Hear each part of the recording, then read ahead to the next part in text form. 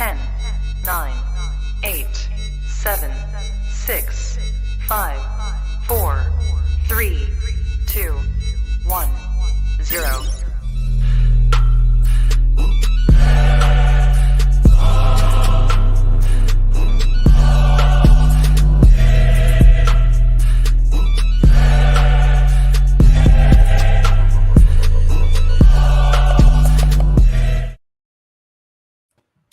Yes, people, what is going on? It is the PREM Panel Show, and we are back. As you can see, I've got two guys that are with me today. I've got George and I've got Lewis. Daps might be able to, he might make it tonight, hopefully.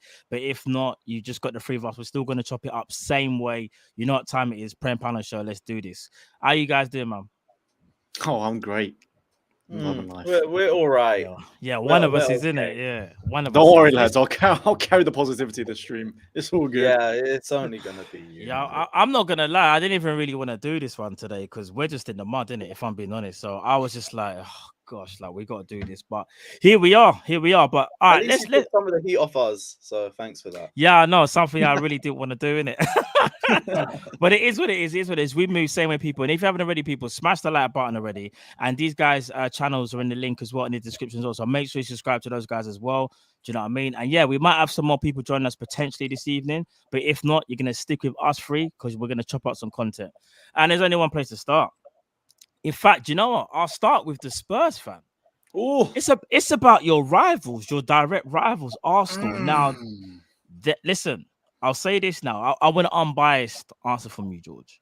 They're the only team in the league that's won their 3 games. In your honest opinion, bro, are they title contenders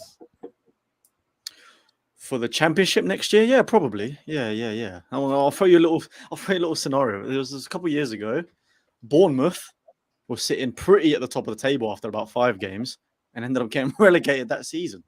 I'm pretty sure. So there's always going to be these mid-table teams at the start of the season that, you know, have a good run. But when the serious competitions start kicking in, once the bigger teams, you know, start finding their full flow, then they'll start dropping back down. So no, I don't think they are. So you're saying, as things stand right now, you're kind of ignoring. You're just thinking that they're just going to Arsenal it up, so to speak. I was going to say Spurs it up, but then I felt disrespectful. But yeah.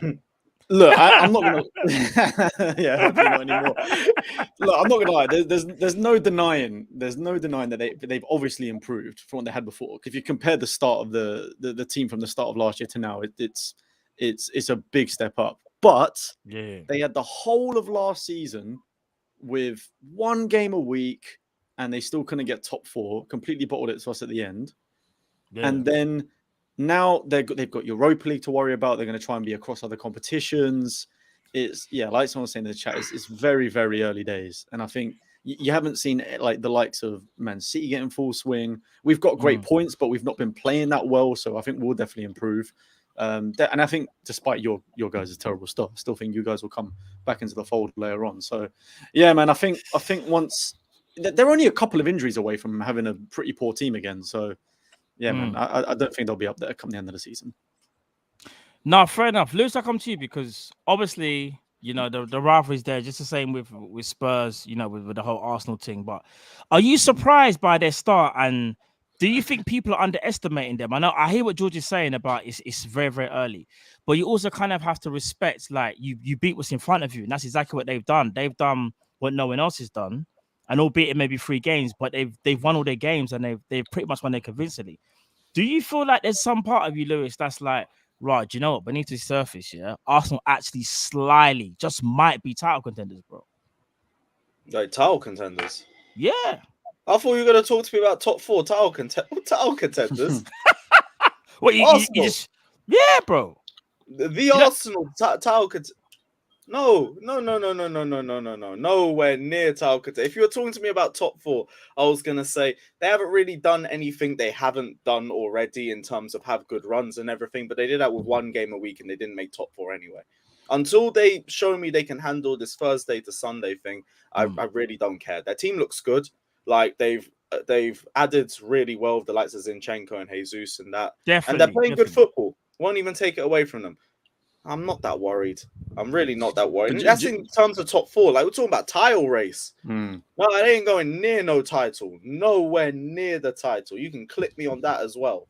No, they're not touching the title. Do you know what I've noticed as well in these couple? I mean, there's no denying as well they have got the easiest start of any Oh, Premier League 100%. one I think I have ever seen in my life. Somehow they always seem to be playing a relegation team. But they, as well as that, I've noticed just in the games individually, they've started off amazing every single game. It's always quick, fast moving. But it's almost like I don't know, he's trying to do Guardiola first half, but then doing like Mourinho second half, because there's been plenty of times in their games where in the second half they've not been on it at all. Crystal Palace arguably should have come back to draw or at least win that game with the one-on-one chances that they had that they just completely scuffed. And I noticed that in the other games as well. They switch off too much in the second half, and that's not going to carry on well throughout the whole season, especially when you start playing the better teams anyway. So, yeah, man, I don't believe it just yet. It's too early. Yeah, exactly. I hear that. Do you know? I hear what you're both saying. So let me come to you now, because I understand what the guys are saying, and maybe it's a little bit premature, Daps, yeah. But what you have to remember that is that last season before, Arsenal might have lost some of these games, you know, bro. You see, what George has said, I fully agree with, because they start off very fast and they slow down, and it's like they take a breather, and then they might be under the cosh for a little bit. But really and truly, bro, they've done what they haven't done over these last couple of years, and that's kind of like grind out results as well. Like sometimes they can get overwhelmed. If you kick up Arsenal, you might be able to get something, but for me personally, the only thing they've done that isn't different is they haven't lost their first 3 games in a row this time. But let's be real. This time last year, Tottenham were top of the league 3 games in, and by the time 3 months later they sacked Nuno, they were bottom half of the table. And that's not anything. It just shows how things can change within the space of 3 months. That's very true. But that's why when it comes to Daps, because obviously Daps has seen Arteta, like knows what Arteta is about. Some of the players obviously that now play for Arsenal, he knows what they're about. So Daps, I come to you, yeah. I hear what everyone is saying. Maybe it's a little bit premature, but bro, do you see something a little bit different with Arsenal this season? Do you see a little bit more grit and determination? Yes, we know the fans can overhype a victory. Like when Saliba had a very good performance, scored a goal, amazing. That them man don't start saying he's the best in the world. We know that's not the case. But do you still feel like there's something there that maybe teams should be worried about? Not necessarily you, but other teams. Firstly, my mic's not too loud, is it? Because I've just had to reset everything. No, it's calm. Yeah, cool, calm. Perfect, bro. Yeah. Sorry about being late as well. God, I felt like you were a teacher, Matt. Now with that's calm, bro. It's calm. With Arsenal, I've been speaking about this over the last couple of days with a few people. They've started really well. I do, but I think one of you guys just touched it. For me, they're 1-2 injuries away from it going out the window. Now, I hear what you're saying about the grit and determination, but and by the way, for anyone, because I know the minute you say something negative, people think you're a hater or whatever. Let me be clear. Last season, I thought Arsenal were getting top 4. And the reason I thought that is because they were showing grit and determination in games. So I will always remember this kind of short period where they played Wolves twice in a very short period. One day they played, I think Tottenham played Southampton and were 1-0 up and lost 3-2 at home. The day after, Arsenal went to Wolves, went a man down and held on to a 1-0 result. And at that point, I was going, you know what? This is different for Arsenal because they're showing that they can actually grind out results. And I kept saying, Tottenham might be getting these little results against Liverpool and against City, but they're not getting the results against the teams they should play. Whereas Arsenal are just, they get beat by the top teams, but all the other teams. And then it's just the last, last like 3 weeks, 3-4 weeks, they just collapsed. Yeah, just went downhill. Collapsed. And they are looking better, but that's because their squad's slowly getting better. Their mentality is getting better. The players that Arteta is bringing in, he's bringing in players with the right mentality. Compared to what they've had over 2, 3, 4 seasons ago, it's taken him longer to do it. But like, all right, if Jesus gets injured, if Odegaard gets injured, 1 or 2 injuries, but this is a thing. If we're talking, there's a difference between challenging and top 4. Like top 4, Arsenal could get top 4, 100%. Arsenal challenging, no, because that's where their squad will be really, really stretched, and they're not going to have what it takes to challenge. Not a chance in hell.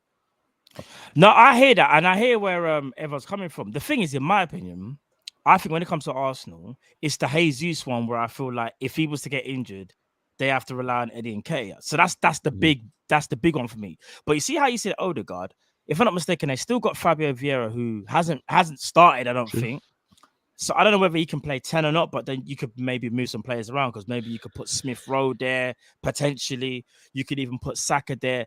I think for me, yes, I kind of agree with you guys. I do think maybe the challenging for the title thing is a bit early. It's 3 games in. But also I feel like you have to respect what they've done, because no one's done that this season. I know it's only 3 games, but no one hasn't. They've done it pretty convincingly as well. And it does seem like they've got something about them this season that maybe they haven't had. Maybe it's a bit too early. We have to wait and see. But yeah, sorry, go on, Dabs. You know what it is, though? Yeah. When you talk about Jesus and relying on Eddie and Ketty, or if you talk about Odegaard, and it's not just the ability of those players, it's the mentality of those players. And that's what I think. They lose 1 or 2 of the big mentalities in their team. And who's going to come in with the mentality? Because that's what will be the difference between them getting top 4 and actually really, really trying to mount a title fight. Like this, if you look at, for example, with City, if last season, when it got towards the back end of the last season, Gundogan was playing a lot more. Mentality, experience, and that's what it is. That who have they got? These players that have started off really well, but when their season starts to be stretched and they start getting injuries, do they have the mentality and the experience to come in? And I think experience and mentality, when you get to the last 15 games of the league, is what win you, or I won't even say what win you leagues. It's what puts you in there challenging for leagues, and I think that's where they drop off. I also think I think parties are one, to be honest with you, regardless of the whole situation around him, whether he should be playing or not anyway. If we're just talking about the football for a start, the guy is basically operating as the lone DM in their formations and stuff. And I feel like the reason they've been better is when he's in, that means Xhaka's got the license to go forward a little bit more, which is what he's been doing these first few games and looking a lot better. The moment they lose Partey to injury or he can't play or whatever it may be, he's going to then have to drop deeper, and I don't think they've got that cover for that position. Lokonga is nothing. A dance. He's dead. He's it's not. A he's dance. not. And as soon as Xhaka has to be deeper again, it's game over. I think that, and then they lose all the core in the midfield. So they've still got issues they need to address. And like I said, when it comes to playing the multiple games a week and whatever, I just right now I can't see them being able to handle that many games. But there's no denying they started off well. You can't deny that. But yeah, I think there's a lot more to see than what we've got right now. So. Sorry, Lewis, your mic. Oh, you're working. Yeah. What you can say, bro? Yeah, sorry, bro. I saw you speaking, but you was muted, I think. Yeah, I was just saying they've just been majorly overhyped over the first 3 games. They played well, but it has only been 3 games. Until I see them produce this consistency over 2 to 3 months, it's nothing than just the same old Arsenal, really. I hear that. No, I hear exactly each and every year coming from. One thing I will say though, in football is very unlikely, but it can happen. It's just that when your main players are able to stay fit for the majority of the season, because you know what we're saying right now, we've all basically said they're doing well. It might be a little bit too early to kind of say title challenge, but they haven't got a big squad, which is right to say. However, that means we're also relying on them to have these injuries where people can then question them even more. And that says a lot about them. Because if this was last season and season before, we wouldn't even care about the injuries. We would have just written them off and been like... No, but that's also partly the reason why they failed top 4 last time, because of injuries. And the depth problem still hasn't been addressed yet. Injuries, Lewis, because if I'm going to be honest, I hear what you're saying, but Lacazette weren't doing what Gabriel Jesus has already done in it. Yeah, Gabriel Jesus has done more than what Lacazette has done in his whole Arsenal career. I can't even front, bro. And that's me being real. Yeah, because he's picked up the mentality of the whole team. They've added really well in terms of Jesus, but in terms of the squad as well, I haven't seen anything that's different to what they did last season, except they've had a few more good additions. Until I see that consistency, and especially this was with 1 game a week, we are going into probably the hardest season in terms of fixture overload. Because of the World Cup, innit? Yeah. And they still had injuries and issues last season. They haven't addressed their depth already. It's going to be the same issue again. And if they can manage that, cool, then we can talk about them being top 4 contenders. But until then, I haven't seen enough of that. No, I hear that. Again, I'm not even trying to come off like I'm some Arsenal fan. I just think what it is that there's a part of me that feels like, yeah, do you know what? They there might be something there this season. Every year we criticize Arsenal. We always know they're going to mess up. And they normally do 9 times out of 10. But for some strange reason, I don't know, maybe it's just me, the way how they've started, and I think the confidence that they've taken from... In fact, I'll tell you this. What's surprising is that a team that lost out on top 4, and the way how they lost out on top 4, I didn't think they would start like this, if I'm being honest with you. Because really and truly, confidence should be low in that camp because they missed out on top 4 to their direct rival. That is massive. Like Spurs pipping them on the last minute. Yeah, bro. but they still managed to find a way to make it sound good. You watched the All or Nothing series. We made progress by finishing 5th and all of that. They probably think they had a good season knowing them. So of course they started well. Like, I'm not really too surprised by it. It's just I had that thought about Arsenal last season. I thought they fixed up and everything. I was with you as well, where it's like I think they were going to make top 4. And they had everything in their favour, and they still didn't do it. I have no reason to believe in them until they do it. I think it is just way too early, because what was it? Not last season. I think it might have been the season before, maybe, and maybe it was last season. I can't quite remember. Which one was the season where Man City started off really quite poorly? In season terms before of, last. Season before. We lost to Leicester. And that was the season. I actually had one of my friends who's an Arsenal fan. The night that we lost 5-2 to Leicester, he bet me £100 that Arsenal would finish above City.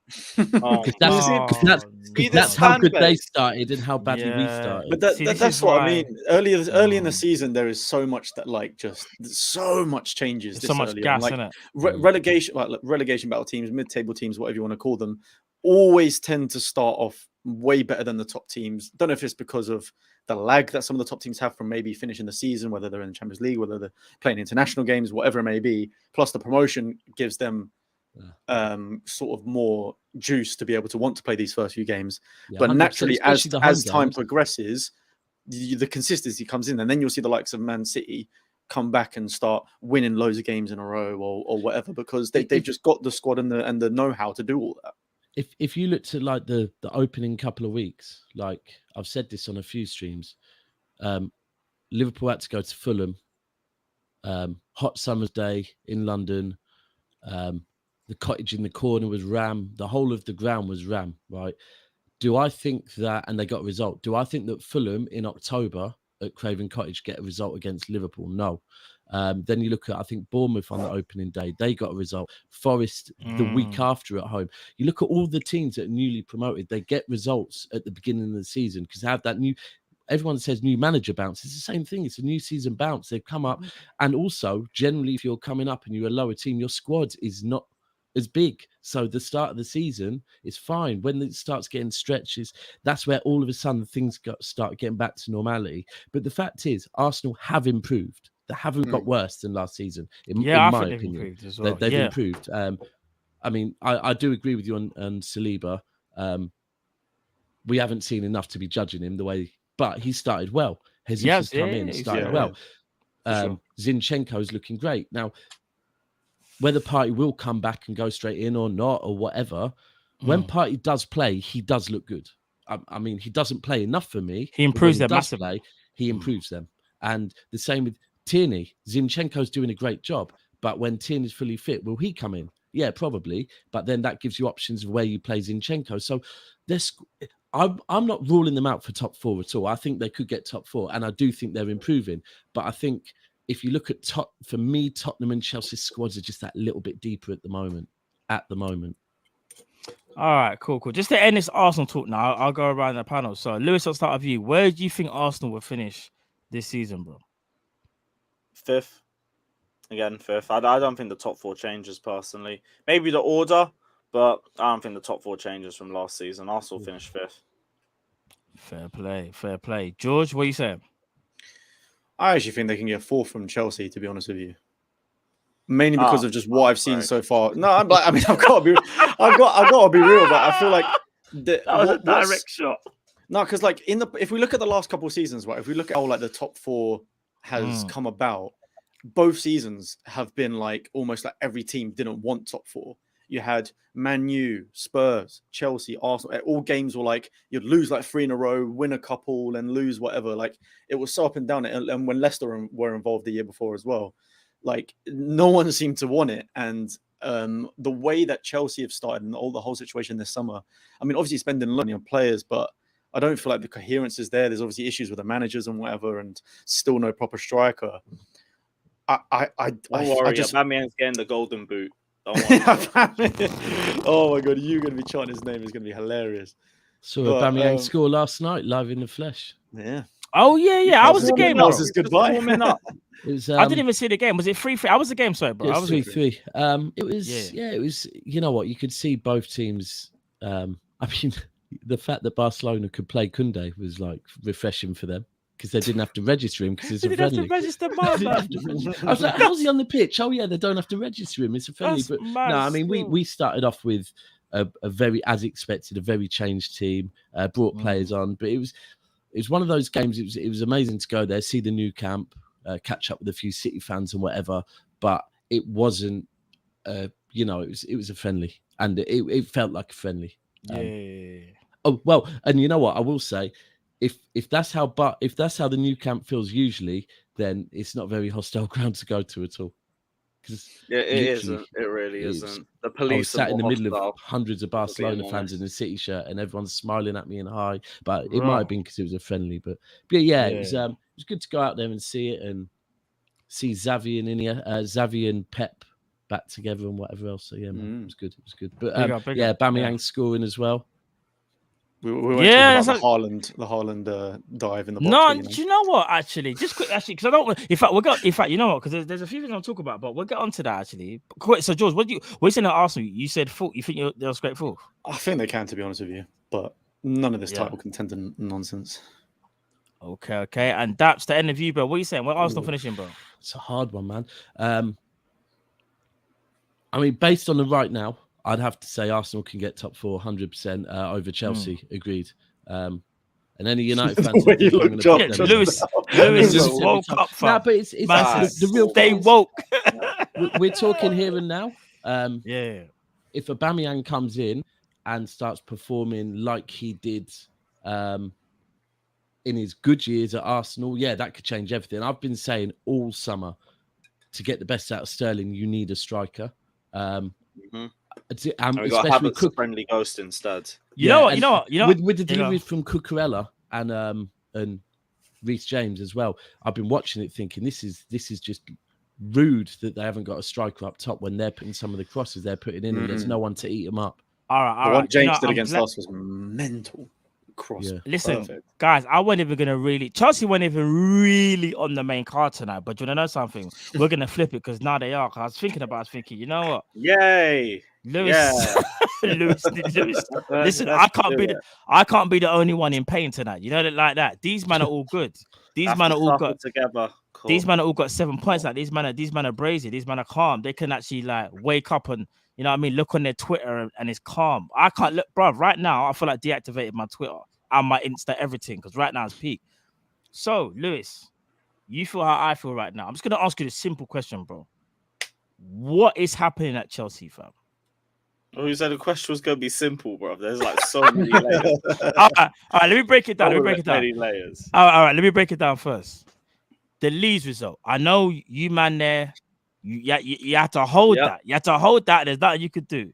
But just in your opinion, all jokes aside, bro, what do you feel like went wrong on that day? Like, if you had to just break it down to certain things, what do you think it is, bro? That allowed your team to lose 3-0. Was it 3-0? Yeah, it was 3-0. Yeah. And the thing is, bro, it was kind of convincingly. Is that worrying for you, bro? How bad it was, like convincingly against a Leeds team who really and truly last season potentially could have been relegated. And I get it, it's new season buzz, but bro, you shouldn't really be losing like that. What's going on, bro? Talk to me, bro. To me, all it does is just address the same issues that we already knew we hadn't strengthened. Like, we haven't sorted out our back five yet. Fofana hasn't come in, and it's still not good enough without full proper replacements for the likes of Rudiger and Christensen. Our midfield, Tuchel has no issue with, which is probably the first thing that I've properly clashed with him about, because like our midfield is an absolute mess. Our season relies on Kante and Kovacic and how fit they can be, and neither of them have started more than 25 league games for us in the last 3 years. So, I didn't know it was like that. Yeah, they're both injury prone as fuck, man. Like, we're gonna but we haven't got any replacements coming in for him. So You got Conor all we have Gallagher is- though. You brought man back though, innit? Conor Gallagher. he ain't good enough. Yeah, for but he's a like an two-man attacking bit. midfielder, though, isn't he? So he's Yeah, more like he's competition for human. Mount. What about Exactly. But potential? But Tuchel Billy. thinks he's the closest thing to Kante. I was gonna say like, Jorginho, no. potential Ballon d'Or winner. Yeah, but here's the thing: Third best player in Europe. Jorginho's been run into the ground because he's had to keep playing on Running or because- jogging? So I'm joking. Sorry, let me stop. No, but like he's been run into the ground because Kante and Yeah. Kovacic have been injured half the season. I hear that. So we've had to play him through painkillers, do whatever he can to keep him in the squad because our other options aren't good enough. And now Tuchel's sitting there saying he's fine with the midfield that we have. That makes absolutely no sense to me. He's And doing we a saw clock exactly what happened with the Jorginho and Gallagher pivot. Like George said, he's competition with Mount. He is not competition with N'Golo Kante. They are two completely different players. Gallagher does the best of his work in the final third, not in the midfield third. And we're playing him like a six for no reason. The attack, I've already said, same old shit. Havertz is wank. Mount's creativity isn't there. Sterling's all right, but like Dap said, until you get a number 9, Good you're job, not Aaron, getting in the here best this out of week. him. Yeah, but here's the thing: we're not getting the best out of Sterling, and he's looked good. Like he's the best out of the front three by an absolute mile. Who's But Sterling? but he's surrounded Yeah. by shit. Like Havertz does nothing, absolutely nothing in game, and Mount, like he's an 8 that we're playing in a 10, and he just doesn't have the creativity to be the link between the midfield and the attack. Constantly misses runs for fun, and just passes to wing backs. And it's part of the reason why we play so slowly. Him, Jorginho, the midfield and the attack. We play hella slow, and we just have no creativity in any of those areas. It only comes from the wing backs, and that's it. Do you know what? What you just said there, I can't even lie to you, and I think the chat agrees. The issues sound like us, like where you can see like big issues. No, but And you've got yet- a better attack than we do. Yeah, we do, but I think the midfield, obviously, the thing is, sometimes you can paper over an attack in it. Sometimes you can, but you see, midfield you can't because that's your engine room. Like, so when people are bypassing your engine room, Liverpool fans will tell you exactly how that feels. But Yeah, it's not nice to see. Jorginho, but they just skip past him. Yeah, On the ball, he's brilliant. When they're running against him and he's trying to stand tackle and everything, it's terrible. They just jump past him for fun. And then the other midfielders have no creativity about them. Kovacic doesn't really have a final ball. It's his biggest weakness. Same thing with N'Golo Kante. Ruben isn't good enough for there. Barely looks good enough at wing back, but we're probably going to keep him as depth for that position anyway. And Gallagher just hasn't really looked good enough so far. But I think he's been misprofiled personally, so I can't even really blame him.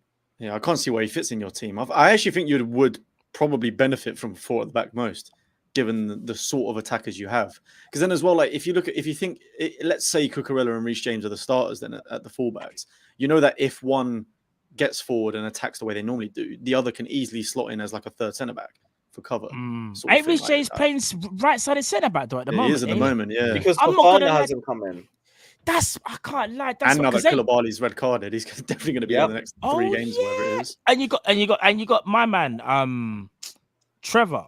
Yeah, he wants to Trevor. leave. Yeah, but we we're want to trying to loan sign him him, out. apparently. Hey, what's They're that trying to film? Is loan it him out, and I don't adulthood? get This why. is my nephew, Yeah. Trevor. Yeah. Yeah, I it is, think isn't it? Yeah. Yeah, I think so. Trevor. Trevor, this is my nephew, Trevor. But bro, he wants to leave. So basically, you got Trevor wants to leave. You've got Reece No, James he doesn't playing. want to go. I think it's Tuchel. Because Trevor so said Tu- he'll stay in whatever capacity. I think Tuchel. Don't sound too cool to me. Boy. Oh my god! I just got that one late. But do you know what it is? Sometimes it's just, I know how you feel, bro. I shouldn't even be laughing, but do you know what it is? I'm laughing because I've been in pain as well, yeah? So it's Do you a know what it thing is with where... both of You you? don't though, laugh, Matt? you'll Yeah. cry. Yeah, with no, both of- facts. You go. With both your teams, I think what it is right now, yeah, is because if you look at both of your teams, I think it's very similar. That one or two, I think what it is it's very, for me, it's one or two little holes, right, that just needs fixing. If we talk about your squads compared to Arsenal's squad, your squads are better, both of you, right? But there's one or two holes in certain positions that need filling right now. And if they'd got filled before the season started, the games might have started differently.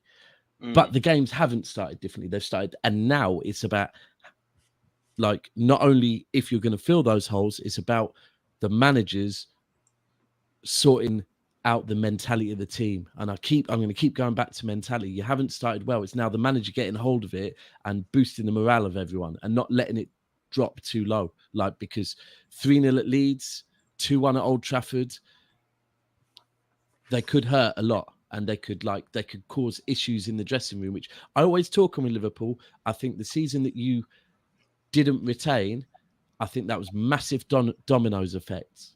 Massive dominoes effects from all right, the injuries. So the injuries meant that you started dropping 1 or 2 results. And then Klopp, the dressing room used to Klopp not having to raise his voice. And I'm not getting at Klopp for raising his voice. Sometimes managers have to be managers. Of course. But if you're not used to a manager being a manager, and then all of a sudden they're having to manage you slightly different, and then I don't know if maybe there's a bit of unease about contracts and stuff like that, all of a sudden the whole morale of the team can change. And I really do think that's something that both of them have to get on top of as quickly as possible. Otherwise, you'll end up like United were last season, where it's just gone. It's just completely gone. I think both of the difference is that was Ole, whereas we're talking Klopp and Tuchel, which are 2 better managers. So I think they would, but that's what they have to do as quickly as possible. Yeah, no, I agree. So, George, let me come to you. So, everything that Lewis has said, yeah, obviously, he's spoken about the issues, but are you even so surprised, though? Like, because even myself, I was surprised at the result. It's not even the fact of Chelsea lost, it's how they lost. And I think even if they do reportedly bring in Aubameyang, obviously, that's a striker, that's cool. But again, is Aubameyang the right guy they should go for? They were also apparently interested in De Jong. Like, what players do you feel like they could realistically get and improve them? And also, if they don't get the players that they've been linked with, do you think Chelsea could be in serious trouble? So that's obviously Fofana. So this is what I'm saying. The players I'm talking about are Fofana, De Jong, and Aubameyang. If they get those 3 players, does that improve Chelsea? If they don't get those 3 players, bro, what do you think happens with them? I think it definitely improves them, but I feel like the De Jong would be the main one for me, just because the centre mids I feel like is the main issue at the moment. I know there's obviously the striker situation and whatnot, and you do want a main striker, but at the end of the day, they did that last year, bringing in Lukaku for 100 mil, and then it didn't work. So then is it down to Tuchel's tactics on how he used the striker or not? Could be the difference. Whether Aubameyang's it, I mean, obviously he's like, 33 now?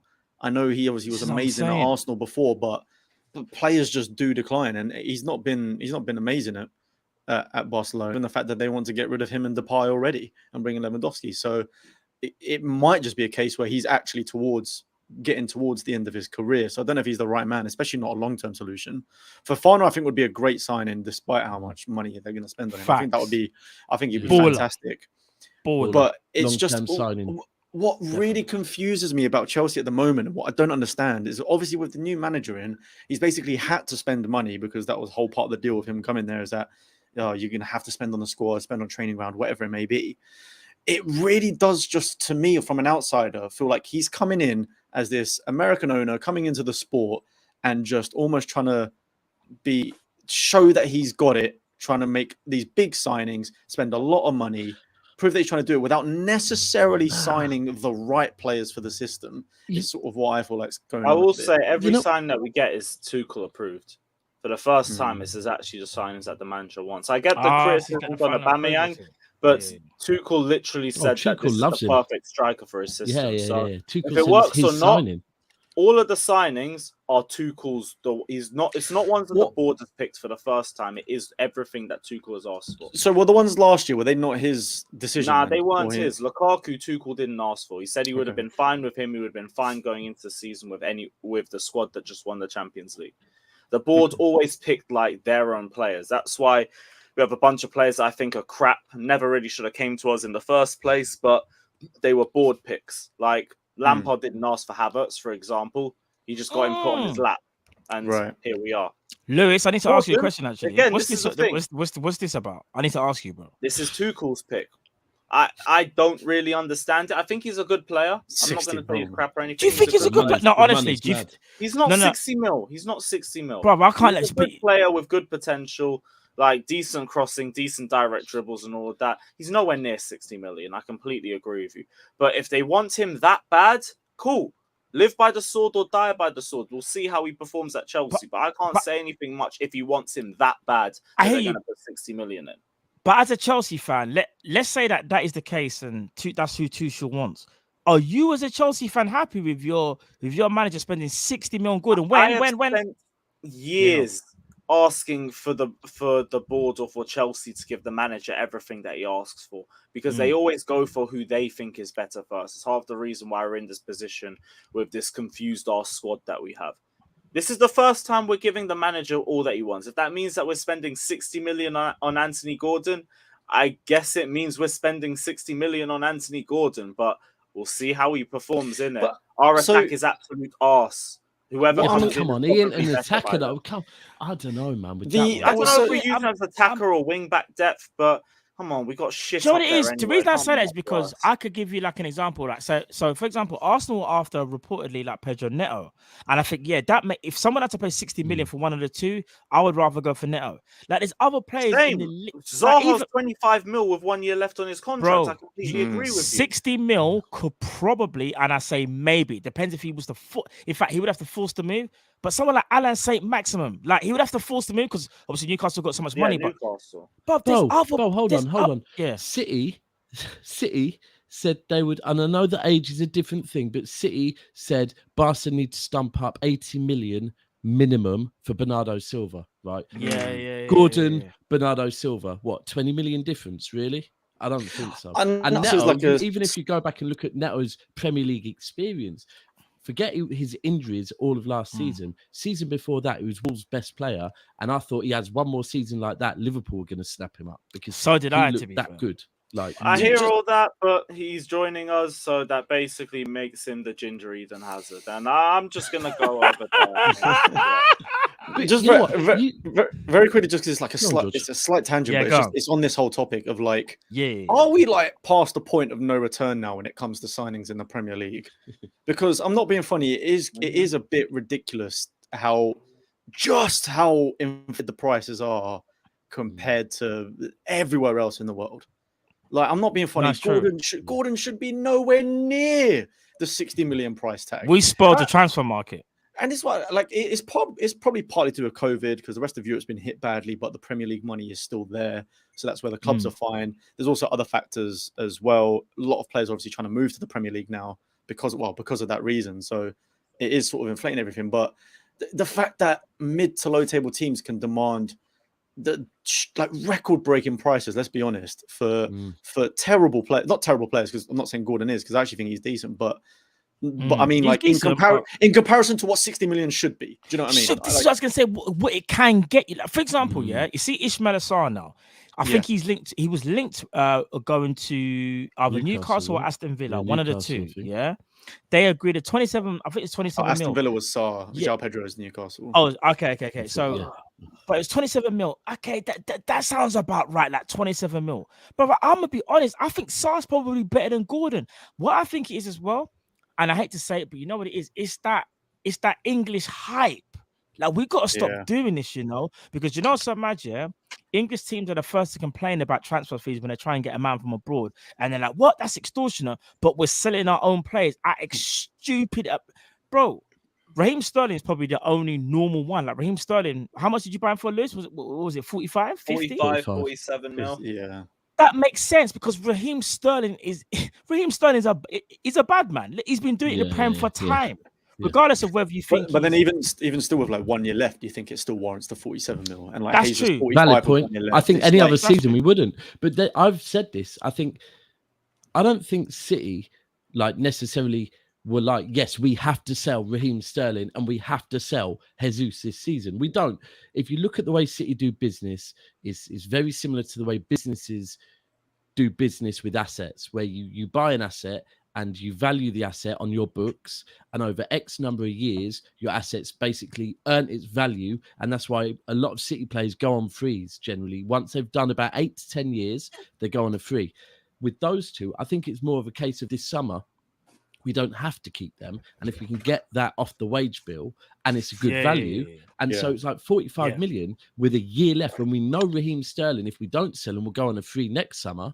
And the same with Jesus. We know they'll go on a free next summer. Someone's going to come in and offer us 45 million. That's 90 million for two players. Yeah, it makes if we wait 1 year, Yeah. we get nothing on. But then you look at what, even when we're talking to players, we've just signed Alvarez. Now, I know he's not Premier League proven, right? But Gordon's not really that Premier League proven. No, he's not. Bro. He's 22. He's playing for Argentina now. He's banging. He's been banging in goals. We paid 14 million. I think we paid an extra about 5 to get him here 6 months early. But you look at that compared to the Gordon thing. But the other thing is Gordon right now, is he the answer for Chelsea though? I don't think he is. It'll be squad depth at best. It'll be squad depth. But this is what I'm saying. Like, someone made a valid point because I forgot about. Remember the Morgan White Gibbs, Nottingham Forest. I mean, don't get me wrong.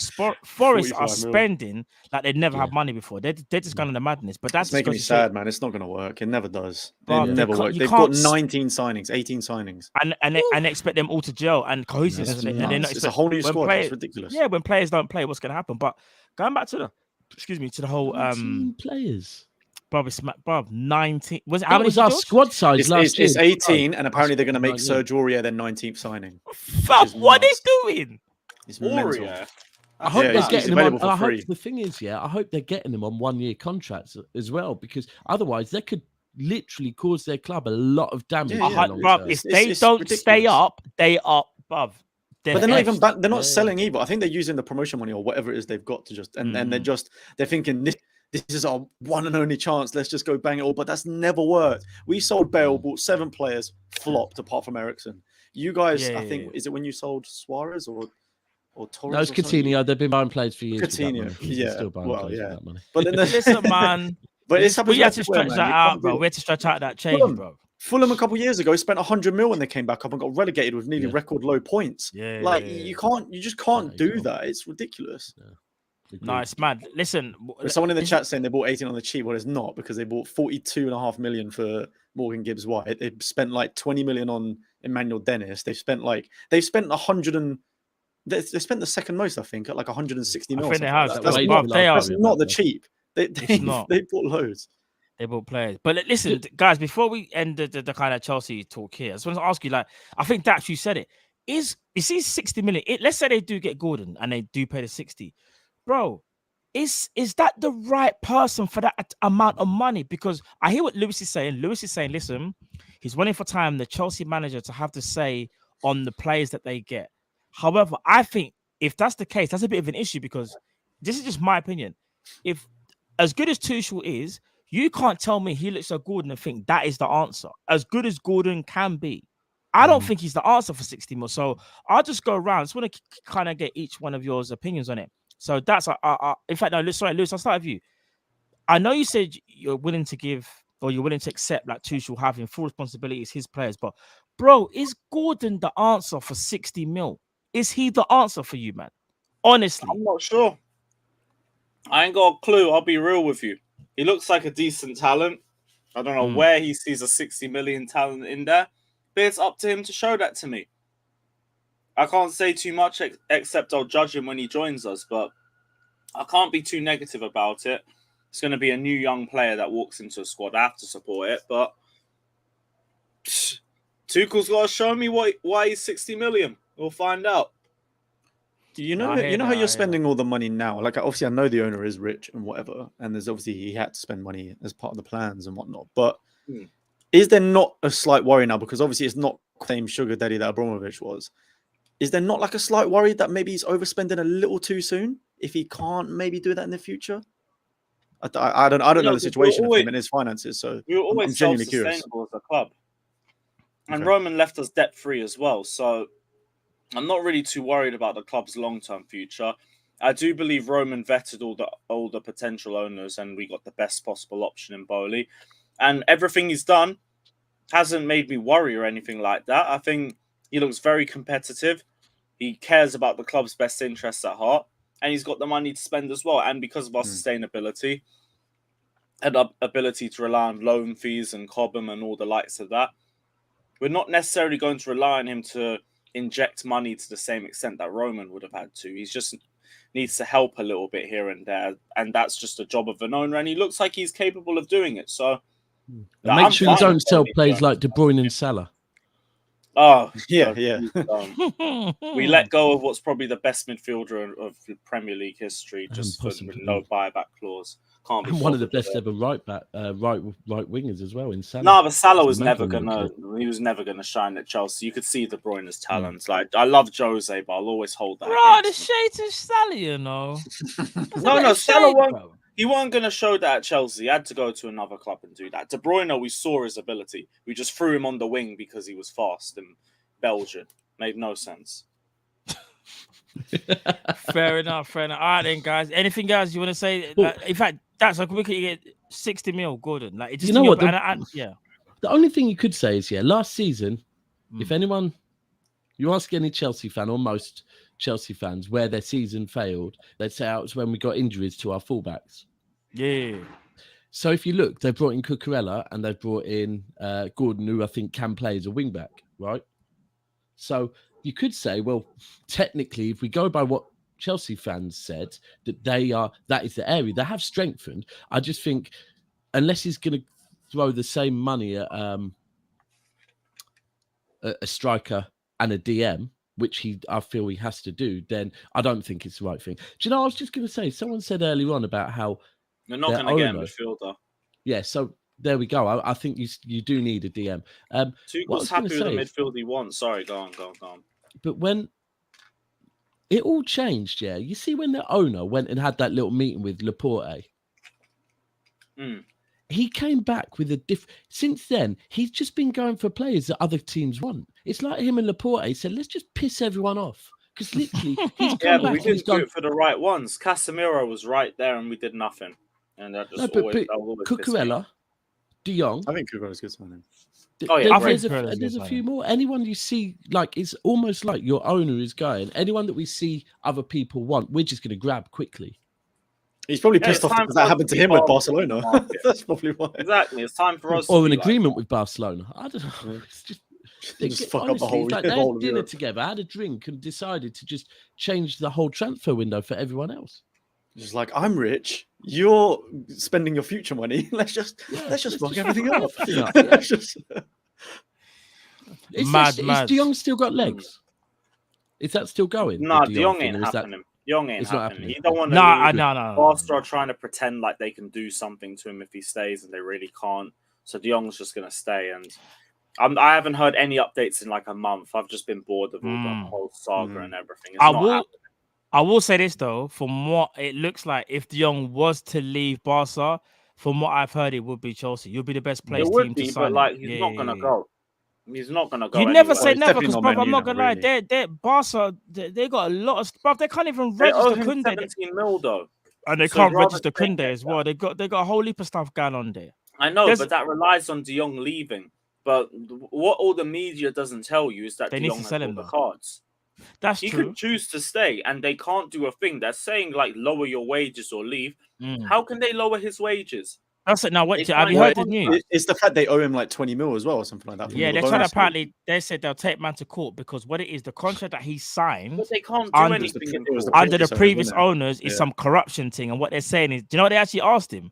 We need you to go back to your old contract, bro. I can't lie. You can't ask a man to do that. You I wouldn't don't do that care as what- any professional Only whatsoever. Any Barcelona. professional. Anything legit. What kind of madness is that? Imagine that you get a pay rise at work and your manager says, "Do you know what? Do you know what, Daps? Yeah, Go back to Bruv, 3 you know- years ago. bro, you know it's all loving that, but you see, 2 years ago when you signed when you signed, Yeah. when I gave you pay But the rise, thing is- money to revert back to that. The thing is, though, with any other club, I'd say it won't happen. With Barcelona, as a City fan looking at it, I'm like, who knows? Because they started this transfer window off writing to UEFA, telling UEFA to investigate us and PSG again, right? Yeah, that's true. Then they spent the whole summer chasing Bernardo Silva and trying to like make him unhappy and whatever else, and offering us bullshit. Well, not offering us any money actually, just saying Bro, they they have, were but supposed to actually be not. broke as well, remember? That Yeah, was yeah. the start. They had no money, Yeah, remember? but they Nothing. still haven't offered no Everything money. is the Pep actually media. They said- have control of the yeah, media. 100. Well, Yeah, yeah, yeah. But the fact that they're doing all of that, and we're going, and this is what I mean by that. Who knows? With Barcelona, there's some weird voodoo that it might happen with the contract thing, because through them doing that to our club, our club's gone, no problem. For that, we'll give you a friendly midway through the season and we'll fly all our players over and risk. In fact, Calvin Phillips is now injured off the back of the game. So, Oh, really? you I know didn't what? know. Oh, you're joking. A shoulder injury, not a bad one, but a shoulder injury. That's Still the that's same. still kind of mad But though. that's what I mean. That it could. Who knows with Barcelona? They seem to be that Laporte seems to be on some absolute madness. But there's one easy way I feel, and I think it's probably our board have said no to it. But if you deep it right, I've been saying this all summer. If they really want rid of De Jong, if Bernardo Silva is, because I think Pep has said that if Bernardo Silva really wants to go, we will not keep any player that's unhappy, right? So I feel like if they were to say, I tell you what, you take De Jong, we'll take Bernardo Silva and we'll give you 10, 15 million or something. That would be the one that I think Pep could look at and go, well, because City have said we want 8 million plus enough time to get a replacement. And if we can't, we're not selling him. That would be the one that to me would make the most sense. But the fact that it has not been mentioned in the media at all says to me that it probably is that 17 million or 20 million, whatever it is, that City's board have said, we're not paying no wages for you, man. Like we've done so much for your club. You can fork it out. Whereas that's why I think they were entertaining United so much, because I think United would have paid that. I think United would have. But yeah, he's the one I would take. If Bernardo Silva was to have to go, we can't replace him this season. But De Jong is one that I'd take at City. I think De Jong, Rodri, Gundogan, or De Bruyne in that midfield would work. But Bruv, De Jong, in my opinion, walks into everyone's midfield in the whole league. He's filthy, man. Facts. Anybody in the league, like, listen, I won't even go to ask because that's just another thing. We listen. There's many midfielders that we could go for, but you know what I mean. Klopp and FSG seem to be there. They're calm on the thing, so I'll leave that one there. But now we're gonna move on to. That's interesting. Why hasn't he been linked with you? I've never thought that. Why has he not been linked with you, man? As well, bro. Listen, all I can say is funds, isn't it? Maybe we don't want to. Maybe we don't have the funds. I don't know. It's hard to know what's going on at Liverpool. I can't even lie to you. But one thing we do have to speak about, though, and I hate to bring it up because it involves us at the same time, is Man United. Now, I know no one here is back in the United thing, but obviously they beat us. They beat us kind of convincingly. In fact, I'll start with you, George. That result for Man United was massive. It was. And it burns me to say that. I'm the host, so I have to be like impartial today, innit? But like I just want to say F United. But anyway, we move. Every day, bro. But no, all jokes aside, like they won. It was a must-win game for them. Do you think this game has turned them around? Was this the game that Ten Hag needed to kind of put things to place and potentially turn the club around? Was this the one where we look back and go, it was that game against Liverpool where Man United turned the corner and they started to play how we kind of expected them to play or even achieve? No, I think the occasion played a massive part in that, because you saw the players run like they hadn't before. I don't know if that's partly to do with the whole Brentford thing last week or the week before, whenever, with the whole being outrun 6 kilometers or whatever it was. But I do feel like that's not really. I don't think they can sustain that exact performance with what they've got currently with their squad, because Casemiro, I think, is a fantastic signing. Even at 30, whatever, like people love to say, oh, he's 30, like as if that's like the be-all and end-all, bearing in mind Modric was still one of the best midfielders last year at 37. And Casemiro is a big part of that midfield with Real Madrid. I think he's a fantastic signing for them, but the problem is what's around him still isn't amazing. And even the whole forward situation's a bit mad, because Ronaldo, whether he leaves or not, he probably will try and leave, to be honest with you. He doesn't seem happy. Ten Hag doesn't want to, he's not the sort of striker to play him with. So you've got Rashford on the left, very, very injury prone recently. If he goes, they're in a bit of problem there, because do you then push Martial out wide? Who have you got up front? Sancho's backup is Elanga, decent young player, but not Champions League quality in my opinion. So I don't know, man. There's the defense is still a little bit leaky. So they've got a lot of issues, man. They've got a lot of issues. I think that was just a big occasion for them. And I think it's partly to do with how sort of poorly Liverpool have started with their squad as well. Because even though Man U convincingly beat you guys, it was still close in the scoreline. And that's where I feel like you might see a lot this season where Man U might play better here and there because Ten Hag is a good coach, but they might not necessarily be able to grind out as many results as some other clubs. That's sort of how I feel their situation is. Nah, fair enough. Let me ask you. So obviously you're their biggest rivals as well. Like it was kind of unusual, in my opinion, as a Liverpool fan, to kind of see them want it more, and they kind of like I think they showed like a stat or something on it was like they have more sprints or something, and they might have even covered more distance. Like, so let me ask you, like, do you feel like this could be a change in Man United? Do you think that for the first time they actually listened to my man, to Ten Hag, they actually listened to what he actually wanted, and they kind of, you know, agreed to kind of buy into his philosophy? Or do you kind of feel like it was just a one-off game, and because it was us, they just rose to the occasion? Like, what's your thoughts on it, bro? That's a really good question. I don't know which one it is, you know, because I'm kind of. I thought through the summer, Ten Hag was looking like he was doing a good job. They were friendlies, but still they were getting results. Started the season, and I almost felt like, I don't want to say he underestimated the Premier League, but I think if we look at the change of them wanting De Jong to them getting Casemiro, to me that was a case that he'd played 2 games that, again, I'm not saying he thought that Brighton and who's the other one? Brighton and Brentford were rubbish, but I think he thought, look, these are games that with this squad we should win. And then I think he's played those 2 games straight away. Thought, okay, you know what? Now this midfield is worse than I thought. That's why they've decided to go with Casemiro and not keep chasing De Jong, because they've changed from wanting a ball playing 6, you could say, to having ultimately a workhorse. So yeah, a destroyer. And it does seem like he's looked at it and thought, okay. But I also think it's relevant that just little tweaks like. Martinez coming in and playing alongside Varane, I think that works a damn sight better than anyone with Maguire. But I think him finally dropping Maguire was huge. I think that was a massive change in that last game. I mean, look, for me, I've been saying for years how managers have got away with not taking the armband off him.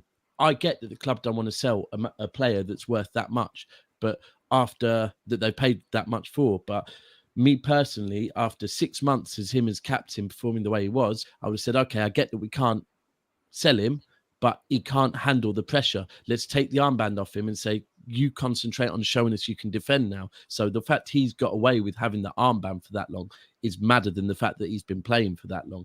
But I think the biggest change for me is Malacia coming in on the left.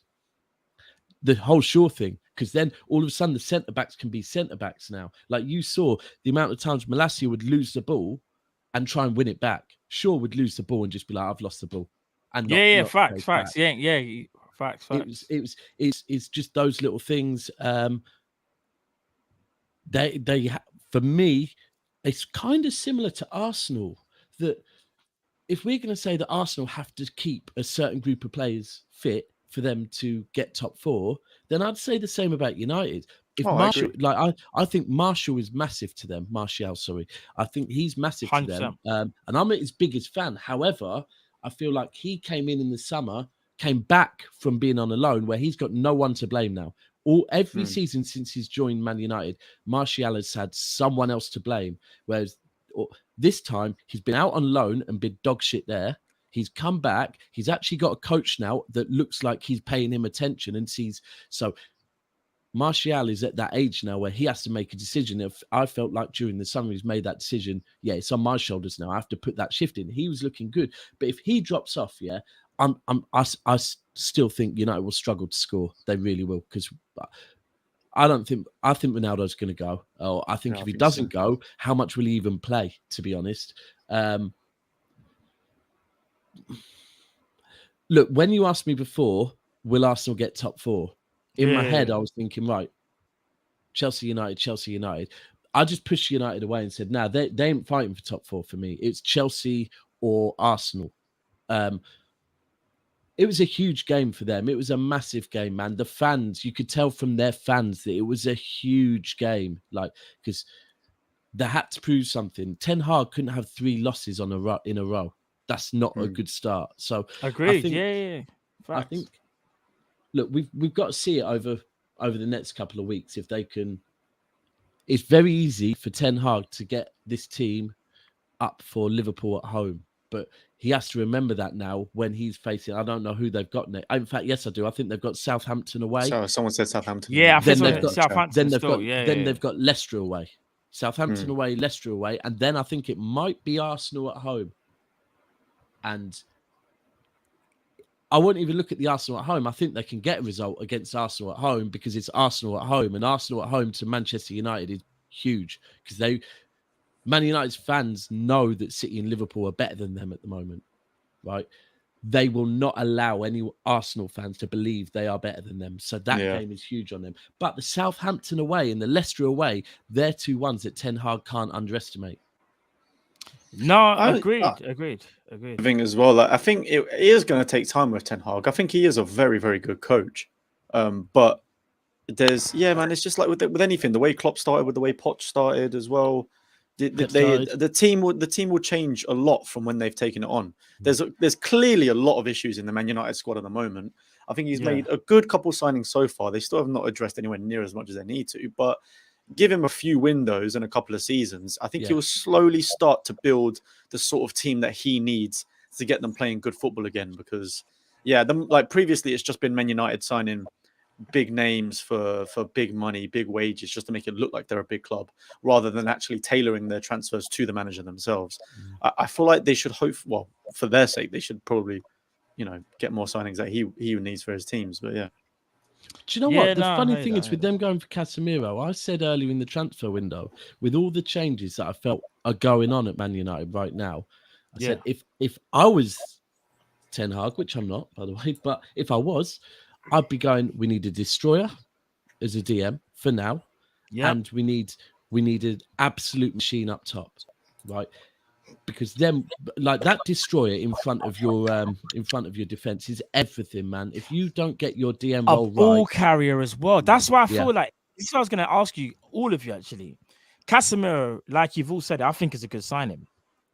I also feel like what would potentially take Man United to another level will be De Jong as well, because De Jong is the link. He's the ball carrier. So, Lewis, let me come to you. Even though they've signed Casemiro, do you think if they was to somehow get Frankie, which I don't think they will, but if they somehow got Frankie, would you then start taking Man United a lot more serious? Yep, much more serious, because that would complete their midfield. They've got enough players to be the link in between that. Like Fernandes would be better because he's got better players around him. Even with the likes of McTominay or Fred, though, they would have those ball carriers anyway. So Casemiro is a great signing for them already. Yeah, which is more annoying that we didn't try and hijack it, but we move. Because they got Eriksen and Bruno as like the attacking. And the problem is, I think at the moment he's trying to make Eriksen his De Jong at the moment.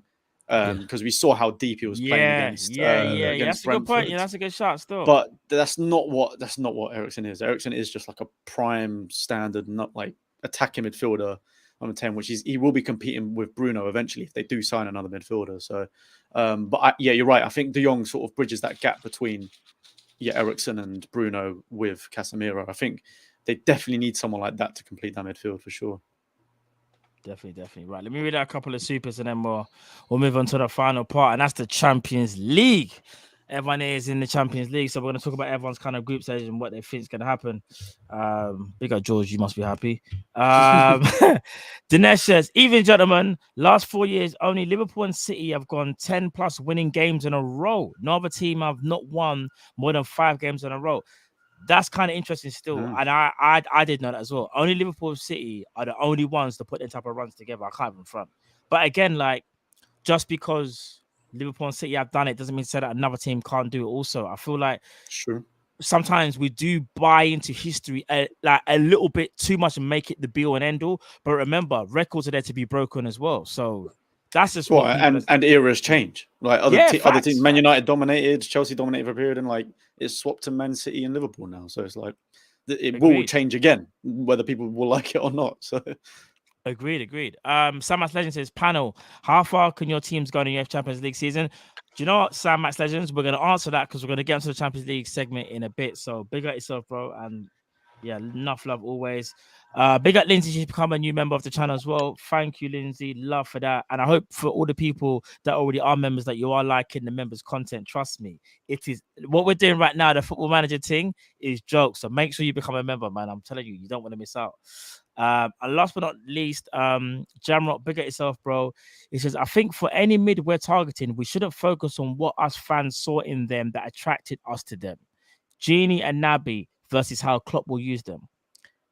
That's a good point, actually. I get what he's saying. Because I guess that goes into Jude Bellingham. In fact, I don't even want to really talk on it, even though it was one of the talking points, but we had to kind of change it to Chelsea, you know.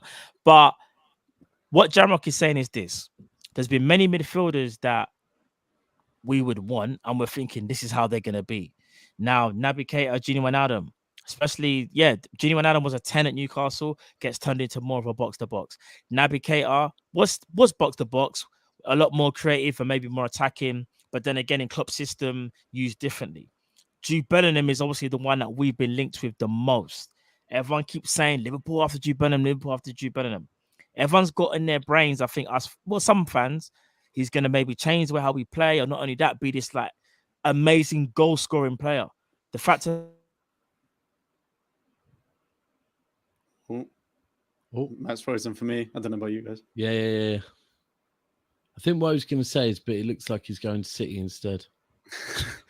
Well, it looks like that Liverpool are going to get relegated. Hear me? Am I still there? You're back now. Oh, yeah, you're lagging a bit. I But was yeah. lagging. Bruv, I swear, anything about Liverpool, I'm into talking.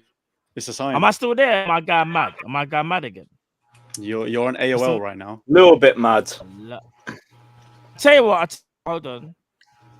It's mad. This happened Am I with still- Sam I'm the back? other Am day I when back? he was talking about Liverpool as well, you know. Yeah, As you're soon back. as I get a full segment, them man, I just want to cop, you know.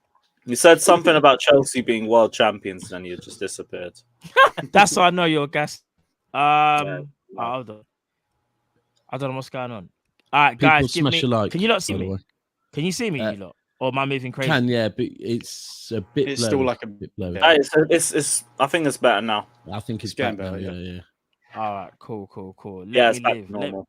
FSG, let me live, man. Flipping now, bro. You know what I mean? I can't say one thing. All right, cool. I'm back. Cool. Nice. Right, what was I saying? So basically, the midfield thing now. Bellingham, I think there's been a lot of talk about Bellingham in it. Like that's the midfielder we're after. But however, Liverpool fans will know that when we sign a midfielder at times, Klopp might not use them the way how they were used at their old teams. But yeah, I don't want to touch too much into it because we got the Champions League segment to talk into. But just quickly, guys, Liverpool. I'm not going to talk too much on it. I already done enough already. So I'll start with each and every one. In fact, I'll start with you, Daps. Do you think we are in Liverpool in a crisis? No, I think Klopp just needs to get hold of it before it turns into a crisis. I think your next couple of games, you need to bounce back. Look, I don't know the exact record, but Pep and Klopp are also very good at when they do have a result go against them, very quickly turning it round. I think that's something he needs to get hold of. I don't really know what's going on at Liverpool because for me, I was one of the people when some Liverpool fans were screaming out, "Oh my God, like meltdown." I keep saying, listen, it's still only 5 or 6 domestic competitive games ago that you were nearly doing the quad, right? So it can't be that bad. Although, yes, I get it. And I do totally understand that you want to keep your squad up to a level where you're still challenging to do the quad.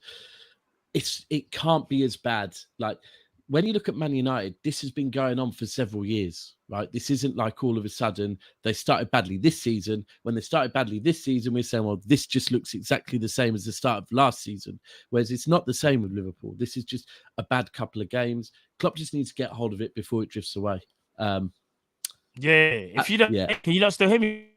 Yeah, can just about. Yeah. They don't want you to talk on Liverpool. By the way, bro. they don't want me to talk. When I said they don't want to talk, I hear that.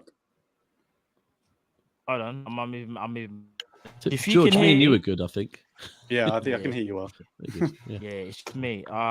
George, if you can hear, bro. I think Liverpool in the crowd, and if so, Yeah, what's your thoughts on our situation right now, bro? I'd agree with Daps. I wouldn't call it a crisis at all because you've obviously still got what you've done over the last few years, and they're still going to be with most of those players.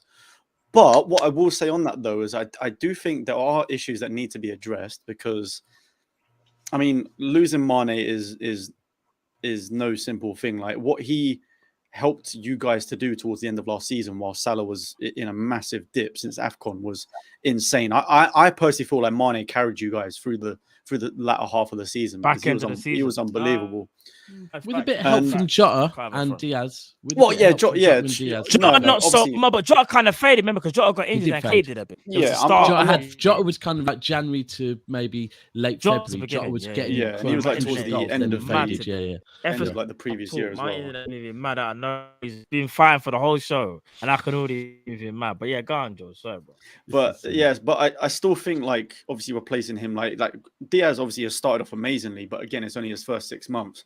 To then say to come in and be like, right, you have to replace Mane's numbers all the time now because what he was, well, not even just numbers, but what he was doing on the pitch constantly, it's a big thing. And I do think the midfield situation is a little bit of an issue as well because I don't know, man. What I'm personally getting just from a Spurs fan's perspective is I am getting that sort of vibe towards the end of Poch's era where everything felt great for so long. Our club Levy didn't want to back Poch with the necessary signings that he needed. The fact that we didn't make a signing for 3 windows, the fact it was basically the same team for a good number of years, like 5-6 years probably. And I do feel like every team needs to refresh. I would say probably every 5 years, you need a proper refresh of your squad if you want to maintain the same intensity that you play at. Because when we had Poch, it was very high intense pressing football. And I do think there are similarities with Liverpool in terms of the way you guys need to play. You need a lot of new players that play like that as well, because you've had your players for a long time under Klopp now doing that. So I think and it goes stale, especially in the midfield right now, is a bit of an issue, and you need to bring players in. But I don't think it's necessarily like Man U crisis where the whole teams are like whole squads are shambles, whole clubs are shambles. It's just you have to address certain areas. Yeah, no, I agree. You guys can still hear me. Apologies with my internet. It's got mad all of a sudden. Don't know why. But Lewis, if you can hear me, bro. I know obviously you guys haven't started the season well, but obviously we've started worse than you. We've only got 2 points. Like, do you think Liverpool are in a crisis, or do you think it's too early even to say that? It's a bit too early, but the signs aren't good with you guys. Like, the next few games are massive for you because if you continue on this wave of form, I don't know how long it'll take for you to properly get out of it, especially with how the little room for error that Manchester City give you when it comes to title races. Like, literally every single point counts when it comes to facing up against them. So, yeah, it all depends on the next few games. If you guys can pull a couple wins up, then it's not that deep. It really isn't. You lot can get a run together very easily. But if you continue on this run of form, it's a bit long. It's a bit long for you guys. And I could see the complacency there too. But like the next few games are key. No, I'm saying I think what. Oh, he's cut out again. What you all listen again? They just don't want me to speak today. Yeah, bro. yeah. The minute we change the subject, it's going to change back to normal. What a facial expression right now. I need to get a camera shot of that right now. That is unreal. I said that how's my internet going to clap? Don't hear me now. Can you know? So can you hear me? It's getting worse, bro. Oh my gosh, bro. Can you not hear me now? A little bit better. All right, gonna do, yeah. All right.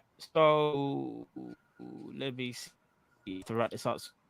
Yeah, I don't know what's going on. There might be a problem in my area, to be fair. But I'm gonna bring up, if I can still bring it up.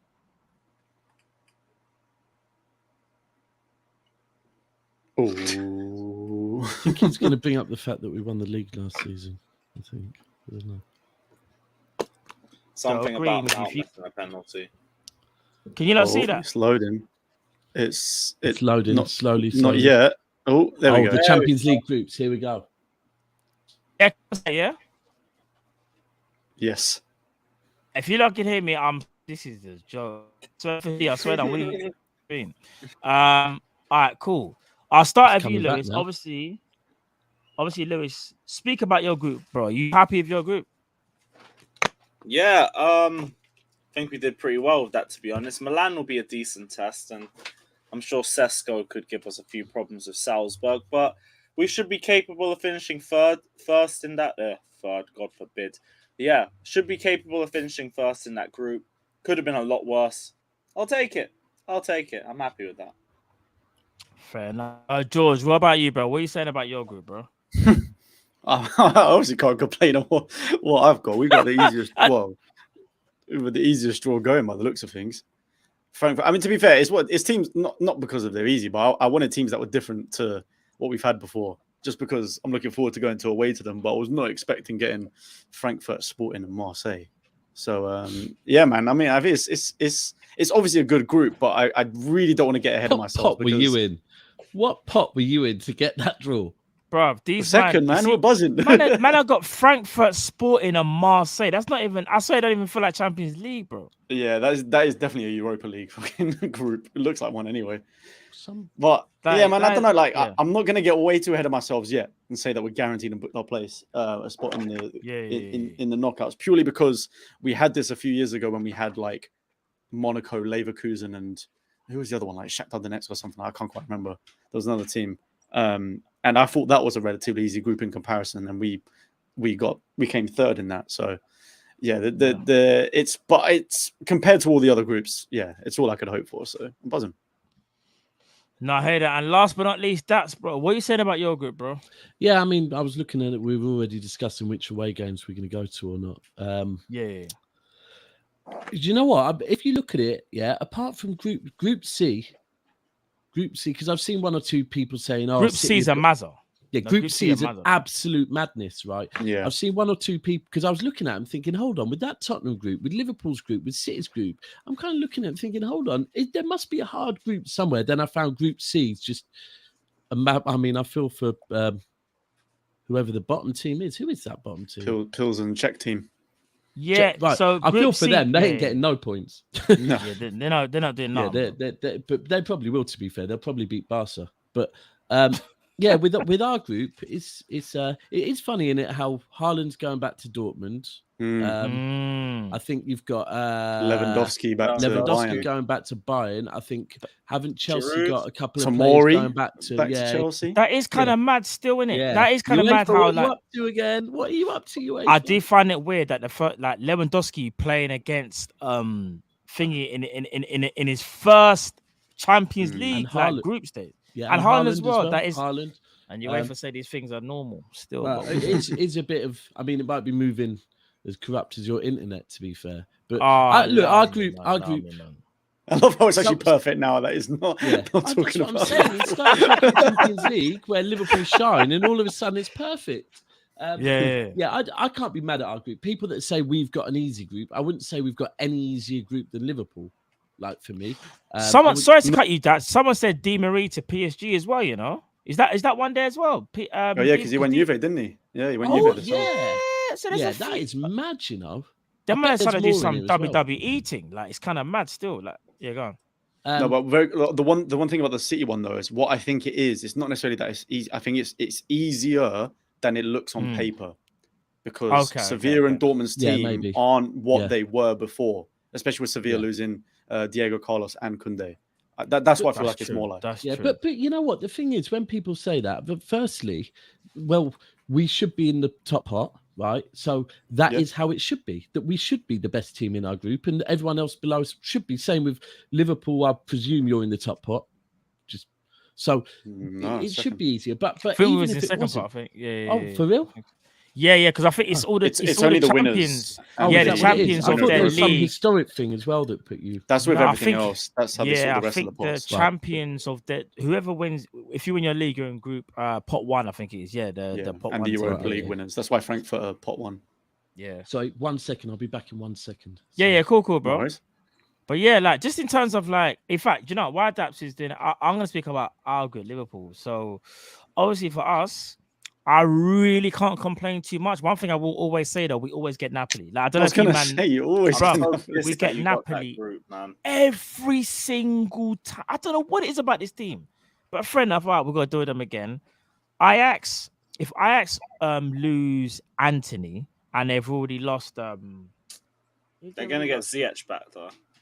yeah, Don't worry, potentially, but apparently they you got man are haggling Stephen over some. Bergwijn. Stephen Bergwijn's going to do the business. now. Fuming. Yeah, I yeah, wanted yeah. Ajax away so bad, and you. But I think Ajax, I'm calm with that. Obviously, I'm jealous of the Rangers one. Rangers Liverpool. Yeah, no, they got mad such match. a good group. I Such think a good group. Listen, I'm gonna be honest. We could have had a way tougher group. Like Liverpool fans, in my opinion, can't be upset with that. Yes, we understand that you can't take no team for granted, but we got to be happy. I'm happy with that group. There's not one team out there that I think on my days that we got to watch out. Like we should really be topping that. I don't care what no one says. Yeah, I think you should be as well. Like I get it, we're not playing well. I get it. Midfield is dead, whatever. Cool. We ain't won a game. That's fine. But I'm also expecting when Champions League hits, it's a different mentality. Like it has to be. Like it just has to. I'll be shocked anyway. But yeah.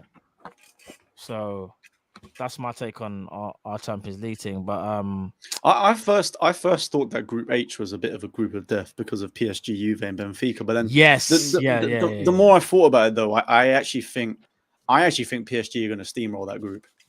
Which is like, I don't know, it feels like that's an unpopular opinion now, weirdly enough. No, but you know what it they is, started off the season amazingly well. Yeah, and the thing is, even though people will say, oh, it's just the French league. Bro, it's not even, if you watch the way how PSG actually playing, bro, they're moving mad. When I say they're all, I know they had the little thing with Mbappe and Neymar or whatever, but even Neymar's when on fire that was, at the moment, man. bro, He's Neymar assisting, is balling scoring out. everything. He's doing a lot. They're balling out. It seems like they're kind of on board. I think what it is, yes, some of them probably don't get along, but I think they're on board for that one goal. And I think that is the Champions League. And this is why it won't surprise me if PSG make the final for if they make it there again.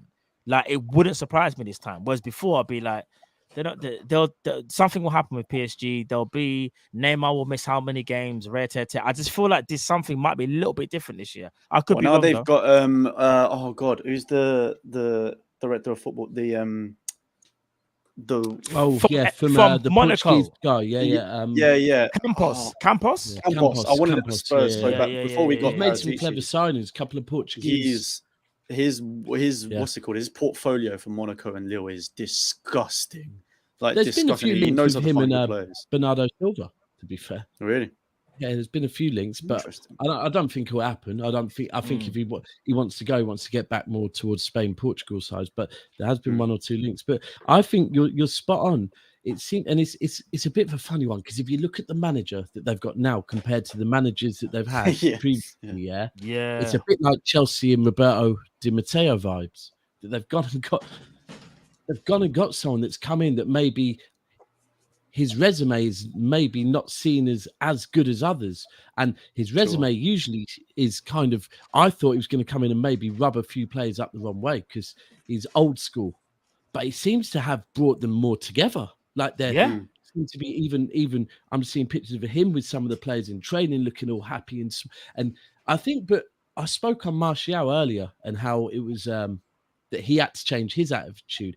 I don't know if, with this summer, kind of Neymar's kind of wanting a move reportedly early in the summer, but then pretty much finding out no one's going to pay what it's that maybe he thought, you know what? Yeah, before, because Neymar's getting on a bit now, isn't he? 30 now.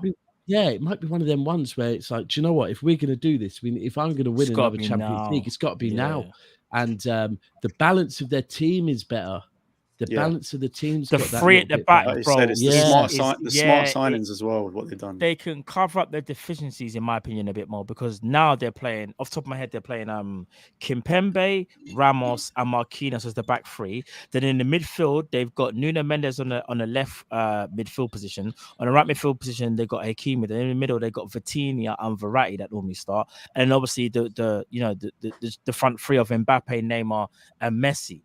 That's more. It's better balanced there because what we used to see over the years is that PSG, amazing going forward. We've seen some of the games with Man City where it's like raw, like City are taking Man City. But when it comes to defending, they'll be left wanting. Certain players don't want to run back. Well, Hakimi now playing right wing back is probably bro. Now it was for me. I hate to say it but it was trying to fit in, and I thought this last season, when they left Ronaldo out last summer. Last I think for the latter stage of the Champions League, he got dropped, and it was like they're trying too much to try and get Neymar, Di Maria, Mbappe, and all trying to fit them Messi in, like, all on the same pitch. It's like there's no balance. Whereas now putting those three at the back, two very good central midfielders, and allowing wing backs, it makes far more sense the way it's working right now. 100%. Because that's a good point. Have they signed Fabian Ruiz yet? I think they no. They were close to, bro. They're close to getting someone. Because isn't that why they brought in Ndombele? Because he's replacing. Maybe I could be wrong. Or did they sell someone else? Yeah, you might be right. I think it might be Fabian Ruiz that they might be close to getting. It might be, because I think I saw that the other day.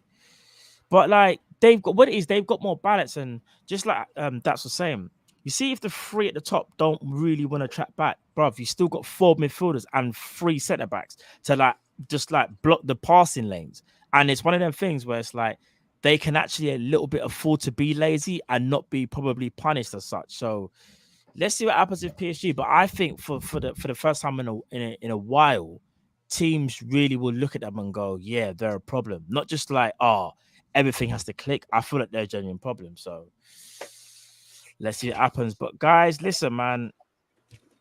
We've spoken about Arsenal. We've spoken about Chelsea. We ain't really spoken about Spurs today, but you man are all good. We know you man are good. Like, not much to say. Do you know what I mean? Easy group. You man are blessed. You man are blessed. Obviously, Man City are blessed as well. Them man there are doing so well that them man can go play friendly and just come back the next day and it's all rosy. And that, like, we're still looking for midfielders. There's a lot going on in the Prem. It's only 3 weeks in, people, but there's a lot going on. But I just want to say to everyone, listen, smash the like button if you haven't already. Just big up to these guys as well. They're able to take their time out of their evening, at their day, and they're able to jump on the show and chop it up with, man. So I appreciate that. Love to each and every one of you. And yeah, people, if you haven't already as well, like I said before, the links are all in the description of this video as well. So make sure you smash the like as well, and obviously subscribe to their channels. But yeah, man, it's been a big up to everyone. Anything you guys want to say before we head off? Nah, man. Happy the season's starting again. Going to be hopefully a Hall of Famer this year. I'm looking forward to it getting back to, well, to be fair, we actually did have 2 games this week, but one of them was a friendly.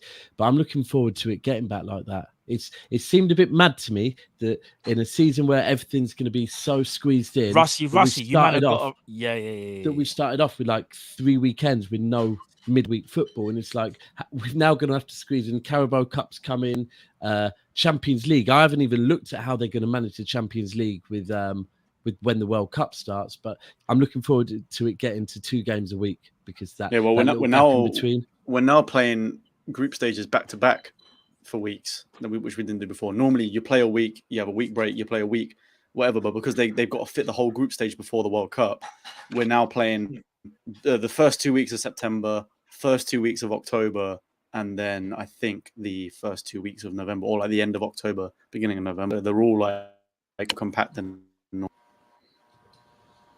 yeah, no, definitely. Listen, big up Pete as well. Pete said Liverpool to get De Jong, follow Genie and Virgil. Ooh, I don't know about that. I mean, I ain't seen nothing unless someone can tell me different, but I don't think we're buying a midfielder. That's just my take on the whole thing. I don't think so. Let me ask you actually before we go, actually, just quickly.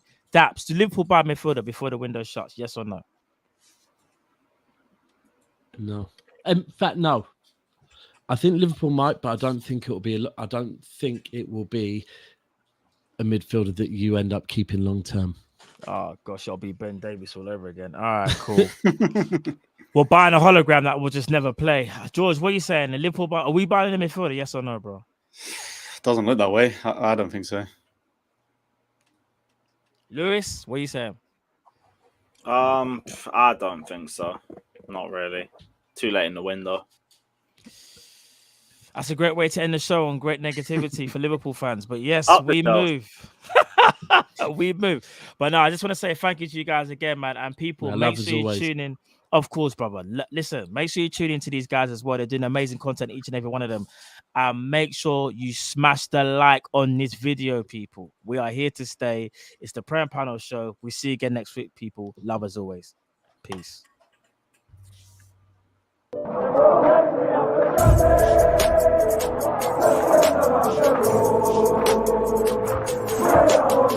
Thank you.